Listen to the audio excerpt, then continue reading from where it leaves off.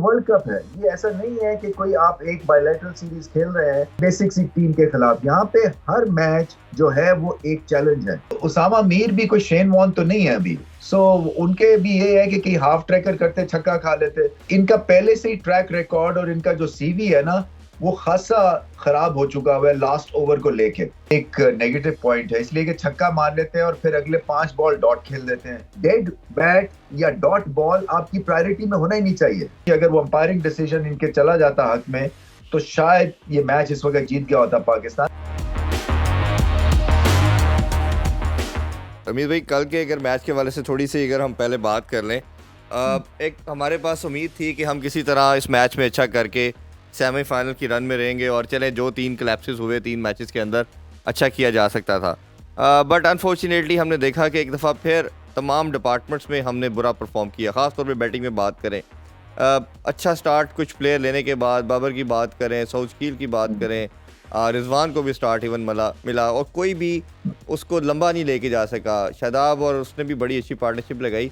ये एक टीम का वो प्लेयर बनना कि मैं ऑनरशिप लेता हूँ, मैं रिस्पॉन्सिबिलिटी लेता हूँ, बाकी मुझे फॉलो करें।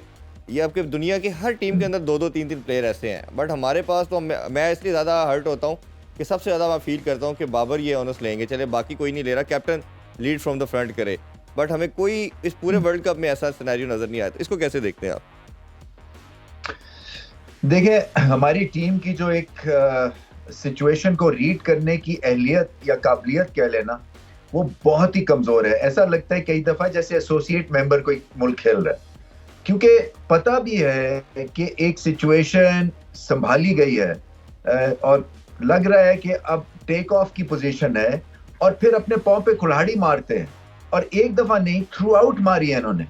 और मैं हैरान होता हूं कि इसके ऊपर कहीं कोई कलेक्टिव बात नहीं होती है, कलेक्टिव इंटेलिजेंस होती है टीम की, वो कहीं दिखती नहीं है। ये हडल में जाते हैं, हडल के बाद एक बहुत ही बेसिक किस्म का ये एक रिस्पांस हमें मिलता है। कहीं ऐसा कोशिश नहीं की गई कि टेल एंडर जब खेल रहे थे साउथ अफ्रीका के, कोई short cover, short mid wicket, कोई स्लोअर बॉल, कोई बाउंसर, कोई शॉर्ट लेग, किसी किस्म की फील्ड प्लेसमेंट और लेग को एडजस्ट करने की कोई बात नहीं हुई है।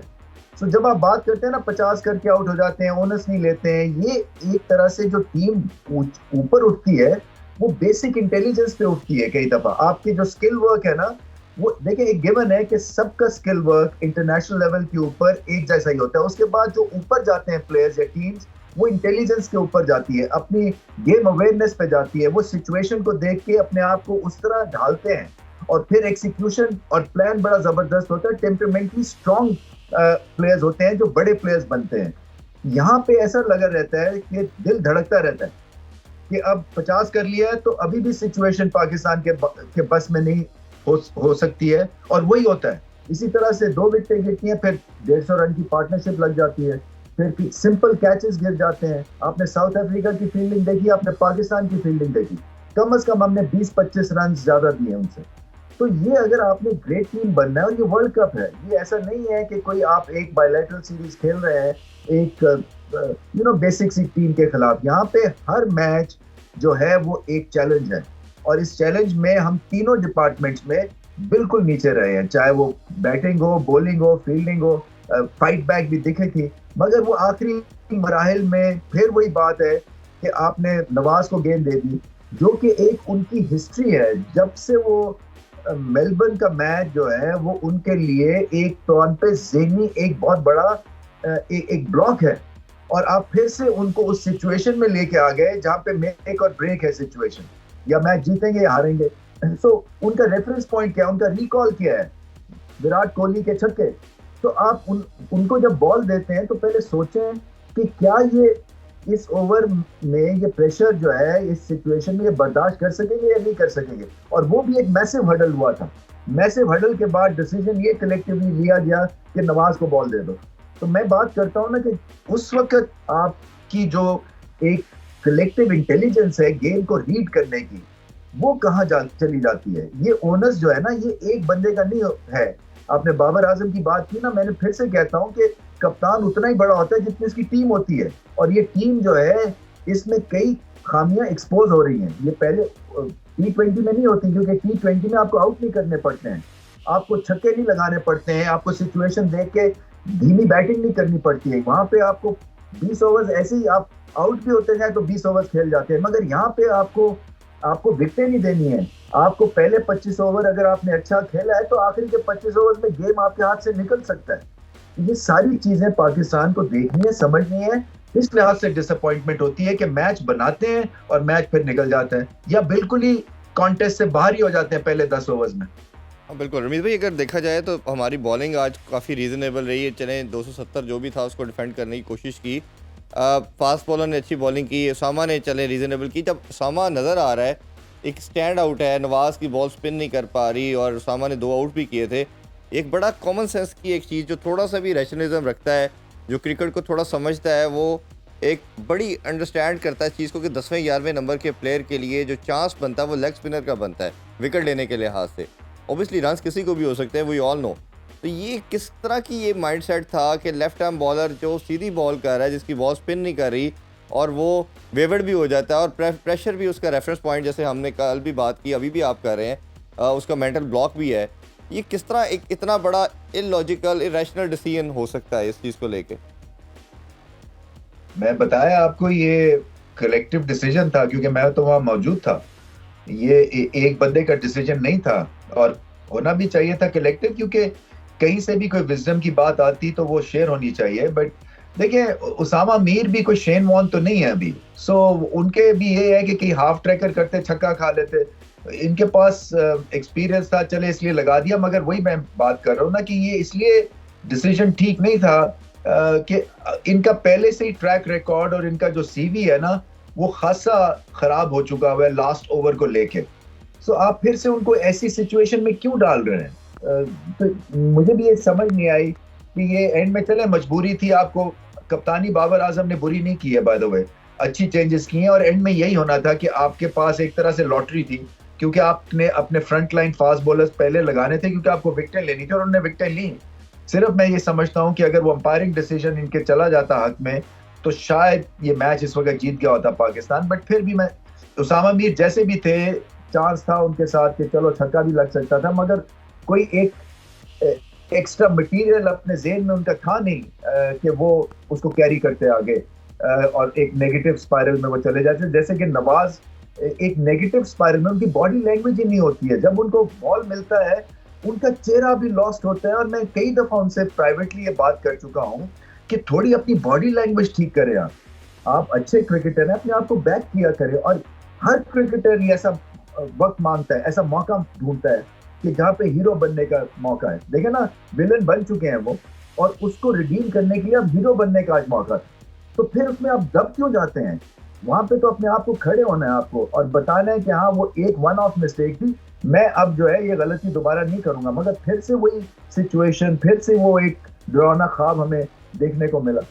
बिल्कुल। अच्छा रमीज भाई, मॉडर्न डे क्रिकेट की हम जैसे बात करते हैं, गेम अवेयरनेस की बात करते हैं, तो सबसे दुनिया में जहां हम पावर प्ले में छक्के नहीं लगा पाते, 1200 बॉल के बाद हमने छक्का लगाया। दूसरा, उससे भी मेरी नज़र में बड़ा, मैं तो क्राइम समझता हूं कि इतनी ज़्यादा डॉट बॉलें खेलना।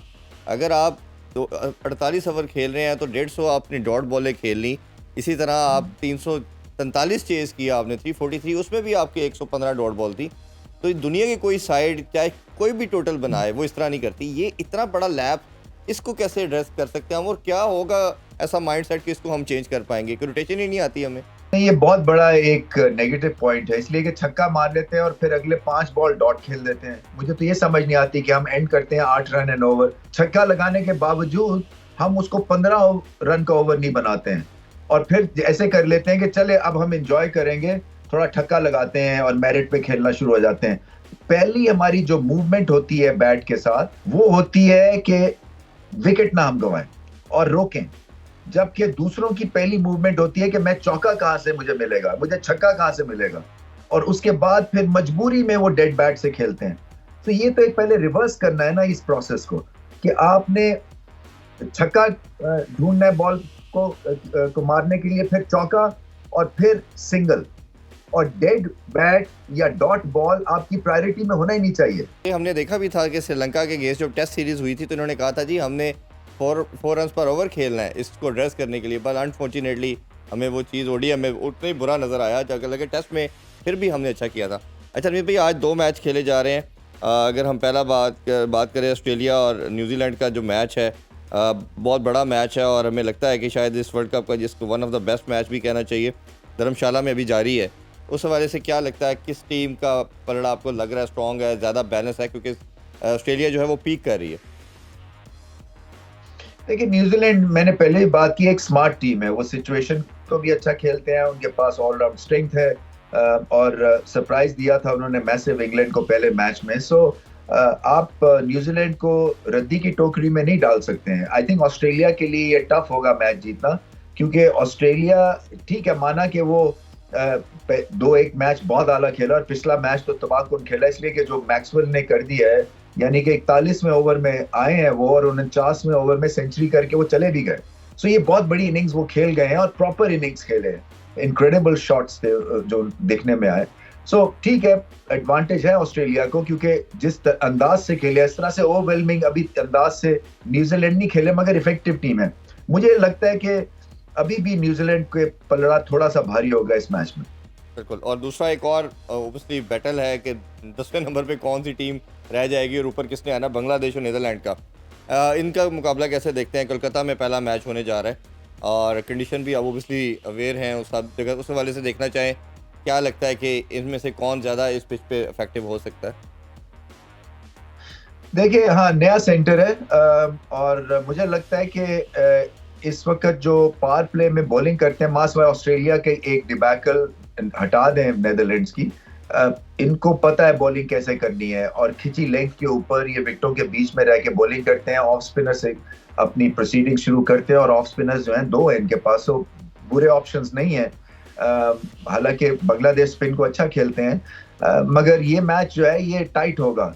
स्लाइट एज है बांग्लादेश को बिकॉज ऑफ द एक्सपीरियंस, मगर हमें पता है कि नेदरलैंड्स ने साउथ अफ्रीका को हराया हुआ है। सो वो एक कहानी बड़ी अच्छी है उनके पास अपने आप को आगे बढ़ाने के लिए। सो कोई पता नहीं है, सरप्राइज भी बांग्लादेश को मिल सकता है। मैं समझता हूं कि स्लाइट एडवांटेज है इस वक्त बांग्लादेश को।